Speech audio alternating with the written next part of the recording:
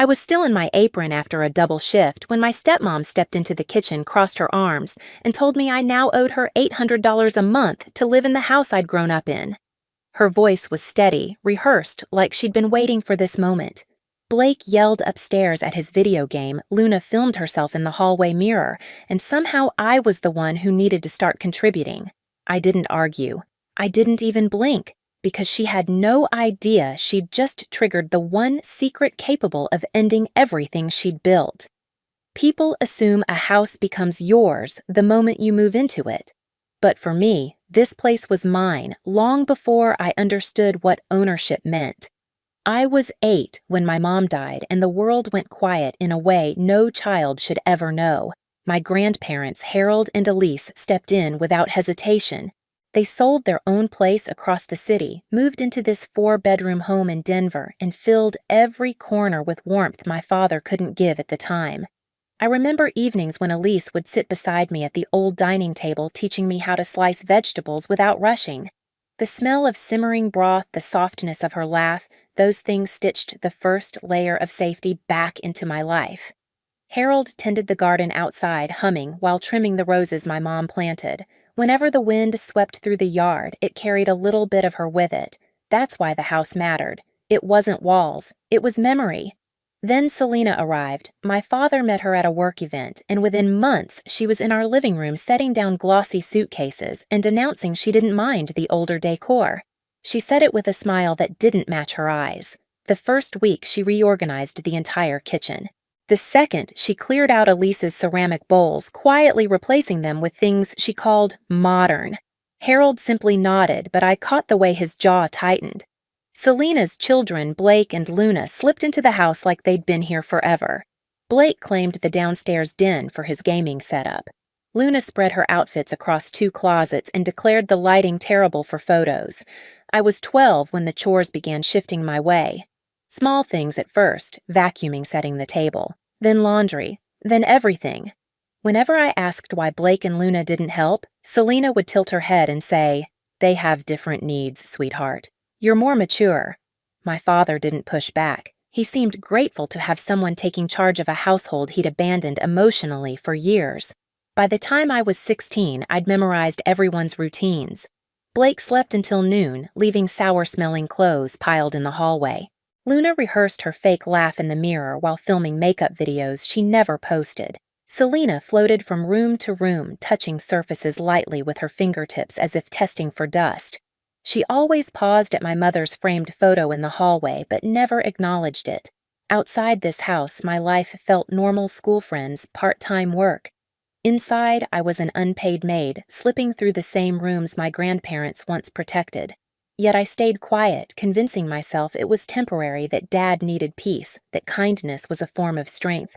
But the thing about quiet resentment is that it stacks layer by layer until one day even the smallest added weight makes the whole structure shift. And that shift was coming long before Selena asked me for $800. The weeks leading up to Selena's rent demand were already stretched thin. I'd started taking more shifts at the cafe to cover my online classes, and every night I came home to something new added to my list of house responsibilities. Selena never wrote them down. She simply announced them as if they were universal truths. "Laundry rotates on Tuesdays now," she'd say, handing me Blake's overflowing basket that smelled like sweat and stale chips. "The upstairs bathroom needs scrubbing again," she'd add, ignoring Luna's contour powder coating the countertop like desert sand. "Remember to wipe the baseboards. Dust collects quickly in old houses." Old houses. She loved calling it that. Meanwhile, Blake lounged in the den, yelling into his headset, and Luna filmed haul videos surrounded by unopened boxes. When I'd pass through the hallway, she'd glance at me like I was a background extra walking into her shot. Sometimes she'd say, "You should try dressing up more. Might help your confidence." Then she'd smile sweetly at her phone and go back to posing. Selena escalated things quietly, which was her specialty. She'd leave stacks of bills on the counter with my name circled in highlighter, pretending it was a gentle reminder. She'd sigh dramatically whenever I cooked, wandering behind me and adjusting the stove temperature or criticizing the seasoning. She'd tell my father within earshot that I needed to develop independence before adulthood passed me by. But the real turning point came one cold evening when I walked past the partially open door of her so-called meditation room. Her voice drifted out low and controlled. "She needs space, Richard. Sending her to a college out of state would be good for everyone." My father murmured something inaudible. Selena continued. "She's holding us back. And honestly, she's too attached to this house. Distance will help her grow." The words hit me like a physical blow. I froze in the hallway holding the grocery bags I'd just brought in the cold air from outside, still clinging to my jacket. She wasn't just pushing chores onto me, she wanted me gone. Out of my home.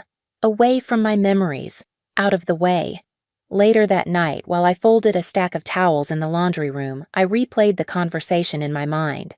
My father's silence. Selena's confidence. The certainty in her tone, like she was making long-term plans that didn't involve me. Something tightened in my chest, not grief, not fear, something sharper. I'd spent years telling myself that staying quiet preserved peace, that patience made me strong, that kindness would eventually be recognized. But standing there under the humming fluorescent light, I realized the truth. Silence was exactly what Selena depended on.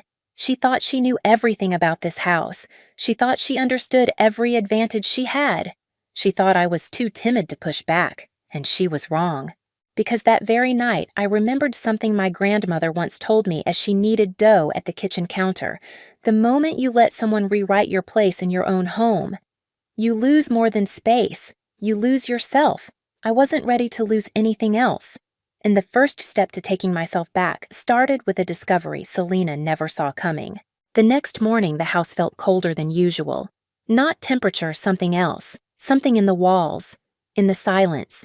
I moved through the kitchen, washing the dishes Blake had left in the sink overnight, replaying Selena's plan to ship me out of state as if I were a piece of clutter she wanted removed.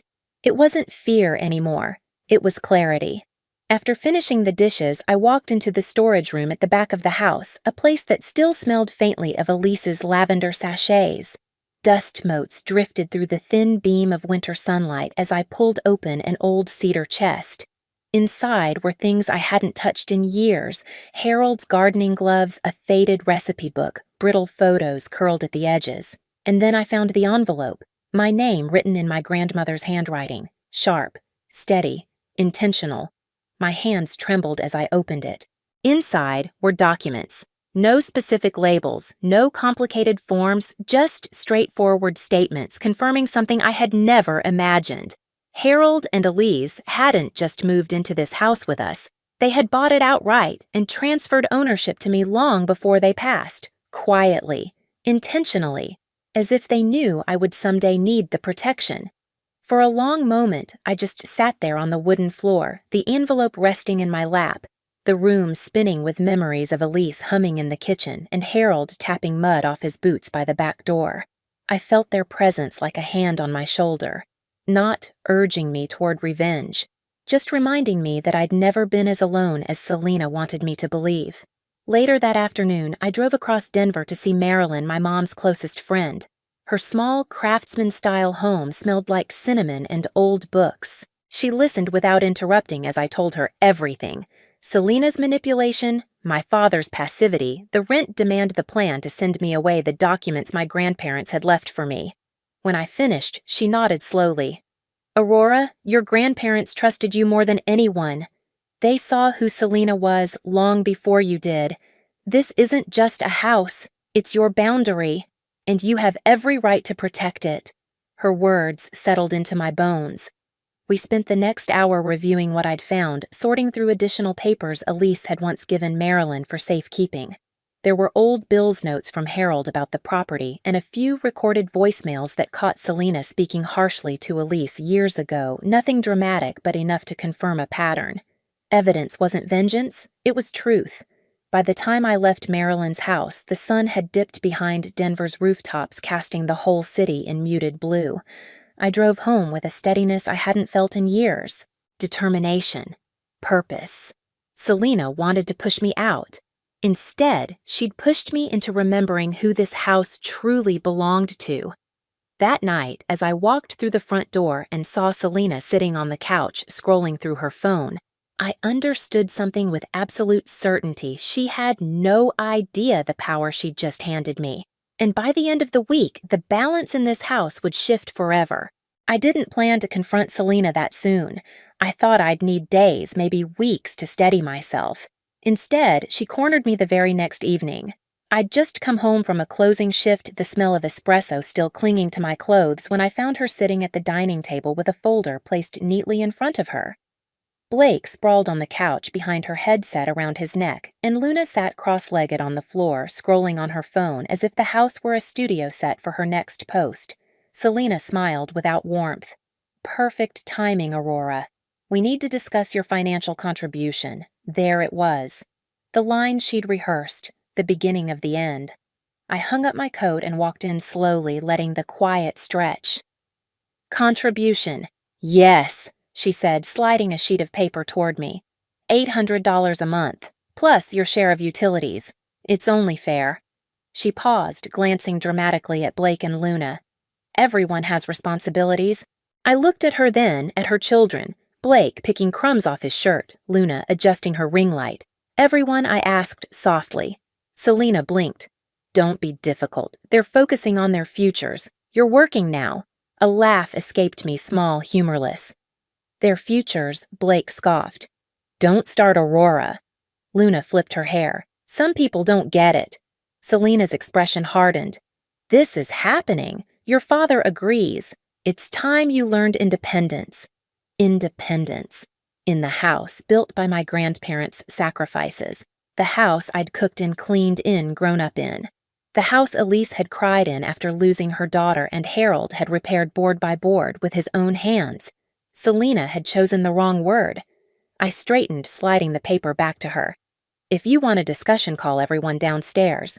We're doing this as a family. Selena loved the illusion of formality. She agreed instantly. 5 minutes later, my father rushed into the dining room, askew face-tired. What's going on? Selena answered for all of us. Your daughter is refusing to contribute to our household. I didn't even look at her. I looked at him. Dad, do you really think I should pay $800 to live here? He hesitated just a beat, but enough to confirm everything I feared. Selena and I talked about it. It seems reasonable. Reasonable, I repeated softly. For me to pay rent while Blake and Luna don't. My father swallowed. They're still finding their path. I nodded slowly, letting every detail etch itself into memory. Then I placed the Elise's envelope, on the table. Okay, I said.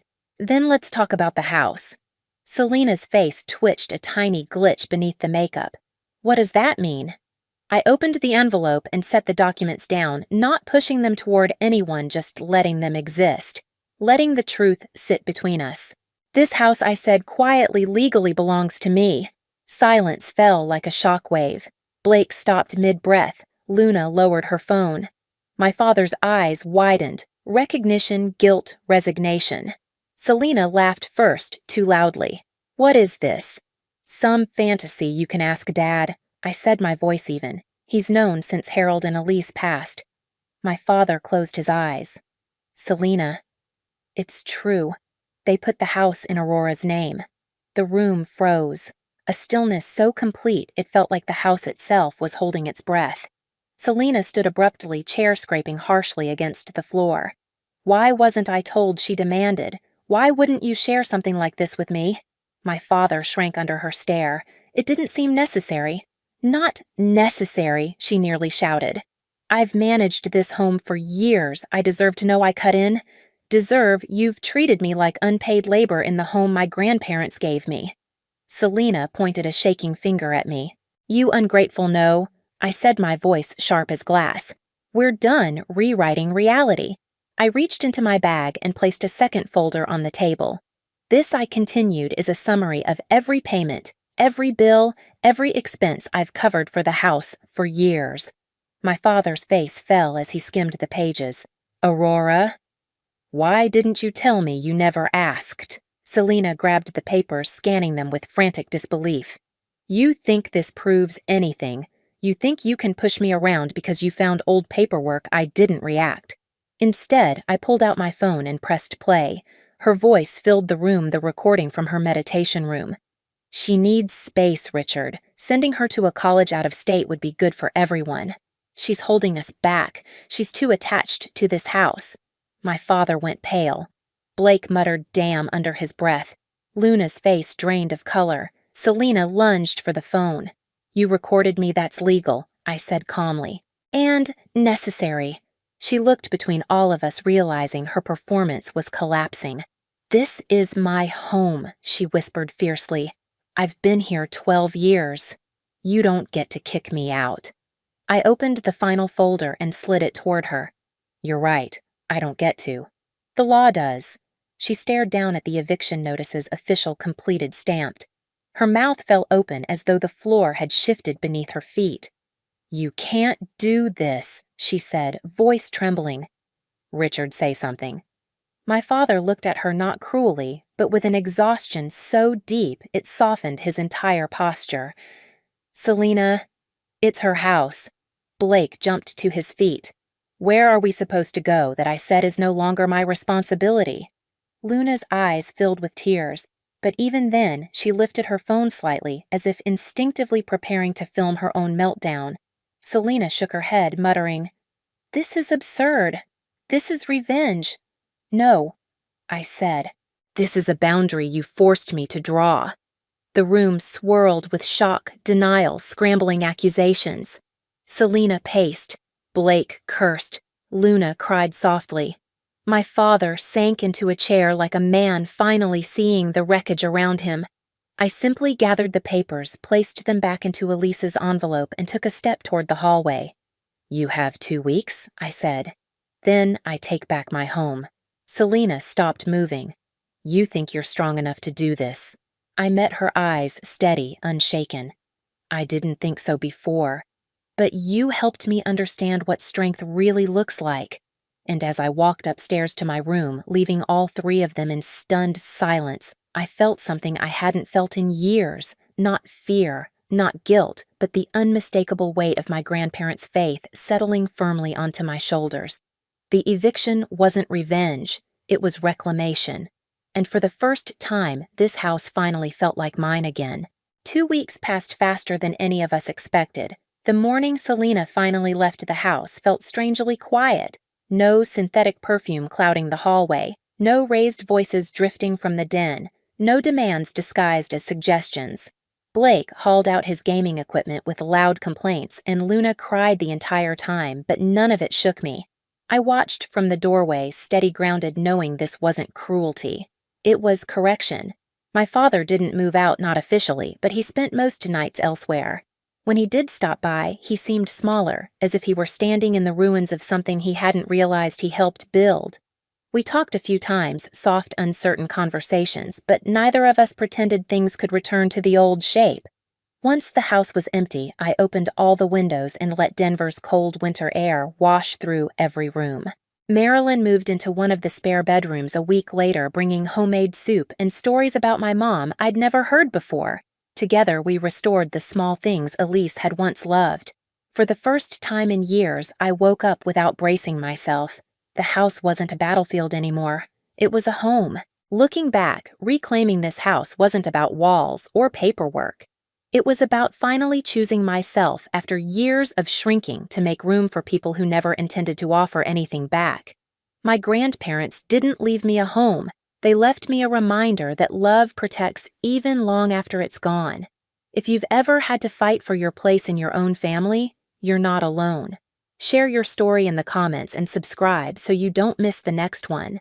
Sometimes justice is quiet, but it changes everything.